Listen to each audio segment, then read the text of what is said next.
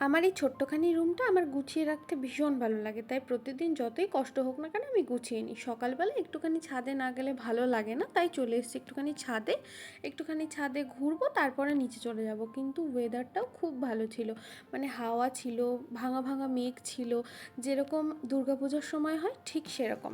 নিচে এসে নিজের জন্য একটু চা বানিয়েছিলাম। আজ ভাবলাম একটুখানি সকালবেলায় স্নান করে নিই। সকাল সকাল স্নান করে জানলার পাশে একটু বসছিলাম, খুব হাওয়া দিচ্ছিল।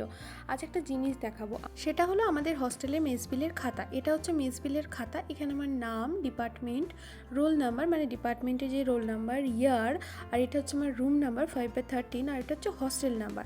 আর এটা হলো মেসিং চার্জ, মানে আমি এই হস্টেলে সারা মাসে যে খাবারটা খেলাম সেটার চার্জ। আর নিচেরটা যেটা আছে সেটা এস্টাবলিশমেন্ট, মানে হচ্ছে ওটা হস্টেলকে পরিষ্কার রাখার জন্য, যেমন ঝাঁটা, অ্যাসিড বা রান্নার কোনো বাসন বা মিক্সি খারাপ হয়ে গেলে যে টাকাটা আসছে সেটা হচ্ছে ওই বিলটা অ্যাড করা হয় ওখানে। আর ইলেকট্রিক বিল এবং বেড ভাড়া সেটা আমাদের মাসে 12 টাকা এবং 15 টাকা করে নেওয়া হয়, এবং যেহেতু 12 টাকা আর 15 টাকা এতটাই কম, তাই আমরা বছরের একটা দিন গিয়ে দিয়ে আসি। ইনফ্যাক্ট আমরা যেই টাকাটা দিয়ে যাদবপুর ইউনিভার্সিটিতে ভর্তি হচ্ছি, মানে অ্যাডমিশন নিচ্ছি, সেই টাকাটাও আমাদের কিছুদিন পরে ফেরত দেওয়া হয়।